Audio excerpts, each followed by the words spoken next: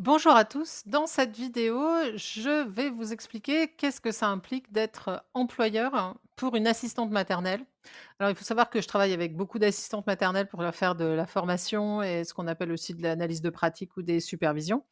Ce qui fait que j'ai été quand même, confrontée à beaucoup de situations qu'elles m'ont rapportées par rapport à des difficultés avec leurs employeurs.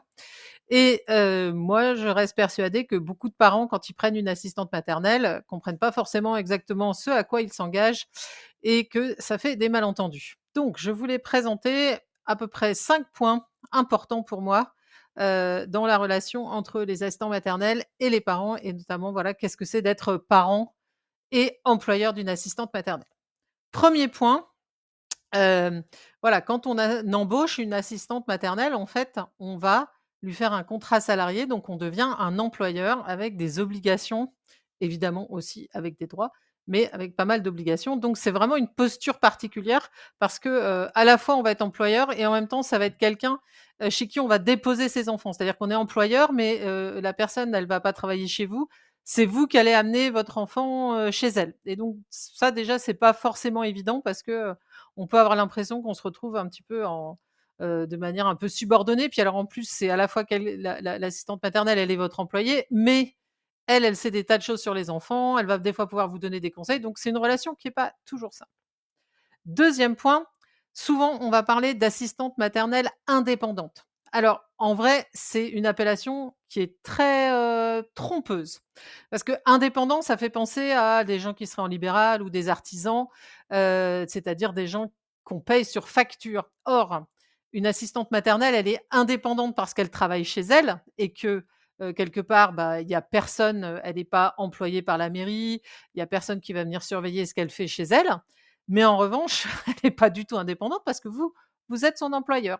Donc vous êtes, la personne qui va lui payer son salaire et de ça découle que comme elle est salariée, par exemple, vous allez être obligé de lui payer des congés payés. Si je fais une comparaison avec quand vous faites venir un plombier chez vous, bah, quand vous faites venir le plombier, il vient, il répare la fuite et puis vous lui payez sur facture.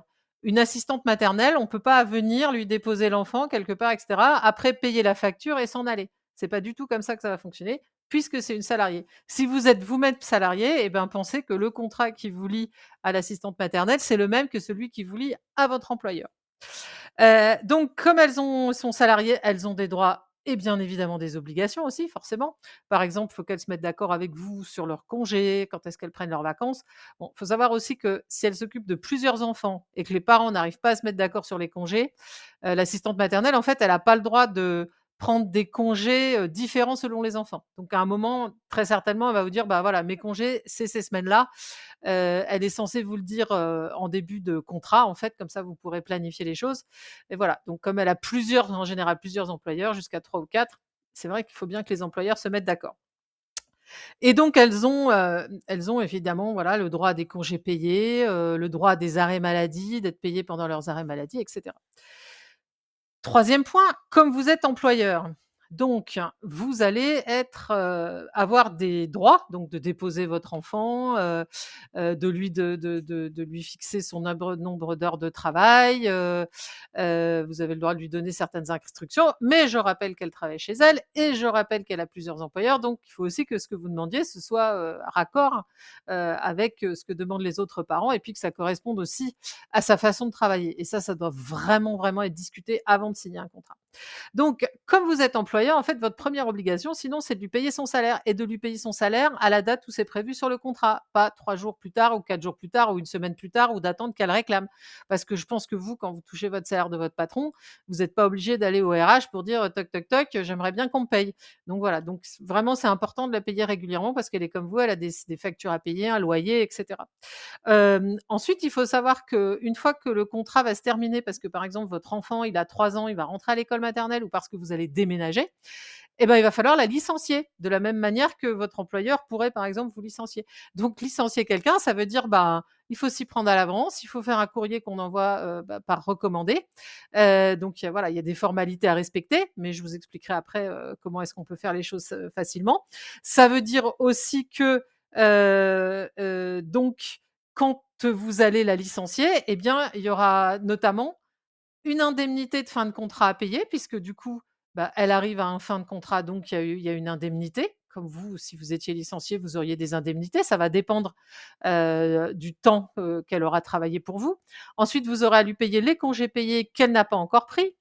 Et puis, il faut savoir qu'aussi il y a un préavis, c'est-à-dire que quand on dit à quelqu'un qu'on veut licencier, c'est pas du jour au lendemain, voilà. Donc bah, il faudra prévoir, est-ce que dans le contrat c'est prévu, 1 mois, 2 mois, de préavis? Et donc soit, ben, cette dame, elle travaille son préavis, soit elle travaille pas ce préavis, mais vous serez obligé de la payer. Voilà, c'est comme ça que ça fonctionne et ensuite, en plus, il faudra lui donner ses documents de fin de contrat et selon la loi, les documents de fin de contrat, ils doivent être donnés, le dernier jour de travail. Voilà. Bon, alors évidemment, je pense que c'est possible, si on attend 2-3 jours d'avoir les documents, c'est une possibilité, mais normalement, elle a pas besoin de vous les réclamer et faut pas les donner 3 mois plus tard parce que sinon vous risquez de finir au prud'homme. Alors, quatrième point qui va peut-être vous rassurer un petit peu, aujourd'hui, il y a des logiciels et notamment, enfin un site qui s'appelle Page Emploi et aussi Page Emploi Plus, qui permet de faire des contrats, de trouver des modèles de contrats, de trouver des modèles de lettres de licenciement, qui vous permet de faire des calculs pour voir combien vous devez payer, la personne, si vous l'avez licenciée, qu'elle doit partir. Enfin, on peut faire des simulations. Donc vraiment, n'hésitez pas à utiliser, le site, Page Emploi. D'ailleurs, c'est une obligation si vous voulez trouver, si vous voulez, toucher, le complément pour la garde de votre enfant. Il y a beaucoup, beaucoup d'informations sur ce site-là, donc c'est vraiment un site, à aller consulter, sans modération. Il faut savoir aussi qu'il existe quelque chose qui s'appelle Page Emploi Plus, qui est aussi un avantage pour vous parce que, vous savez que quand vous allez faire garder votre enfant, il y a une partie, de la somme, qui va être payée par la CAF en fait, pour, vous soutenir, pour que vous payiez pas le prix complet.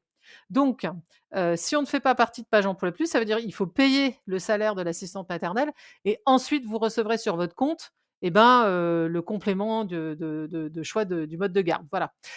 Si vous adhérez à Page Emploi Plus, ce qui va se passer, c'est que en fait, Page Emploi Plus va prélever sur votre compte en banque, tout simplement la somme qu'il vous reste à payer. C'est-à-dire que, je vais dire n'importe quoi, mais si vous devez payer 400 € de salaire et que, le complément du libre choix, c'est de 200 €, alors au lieu que vous payiez 400 € depuis votre compte en banque et qu'ensuite vous receviez 200 € et ben là, tout simplement, Page Emploi Plus va verser directement 400 € à l'assistante maternelle et vous en prélèvera que 200. Ça veut dire que vous n'avez pas besoin de faire l'avance des frais. Voilà. Donc ça et le seul, obligation en fait pour être sur Page Emploi Plus, bah, faut s'inscrire et puis il faut bien penser à déclarer le salaire de l'assistante maternelle, dans les délais. Voilà. Donc ça, c'est vraiment, vraiment un avantage parce que, ça évite de faire de l'avance, de trésorerie. Voilà. Qu'est-ce que je voulais rajouter pour finir? Si vous vous posez des tas de questions, parce qu'en fait, c'est pas évident pour tout le monde de devenir employeur parce qu'on ne connaît pas forcément les lois et cetera. Et puis parce qu'être salarié, c'est pas la garantie forcément d'être un bon employeur ou de connaître toutes les obligations. 5e point, il y a des endroits ressources où vous pouvez aller vous renseigner. Le premier endroit où vous pouvez vous renseigner sur, les contrats et cetera, vos obligations, c'est le relais petite enfance, là où peut-être vous êtes déjà orienté pour demander la liste des assistantes maternelles, disponibles, dans votre coin. Donc là, les personnes, les animatrices du RPE peuvent, vous renseigner, sur les textes et cetera. Sachez par contre qu'elles ont absolument interdiction de faire les calculs de salaire à votre place puisque ça, c'est votre responsabilité d'employeur. Et ensuite, évidemment, sur le site Page Emploi aussi, on trouve énormément d'informations. Je pense qu'on doit pouvoir leur envoyer un mail ou peut-être qu'il y a un numéro de téléphone si vraiment on a besoin, pour se renseigner. Voilà, ne restez pas seul avec vos questionnements, mais voilà, souvenez-vous qu'une assistante maternelle indépendante, hein, c'est pas un artisan et donc elle est votre salariée et avec ça, bien des obligations. Voilà, j'espère que cette vidéo vous aura clarifié un petit peu les choses et puis, n'hésitez pas à me laisser des questions en commentaire, si vous voulez. Merci beaucoup.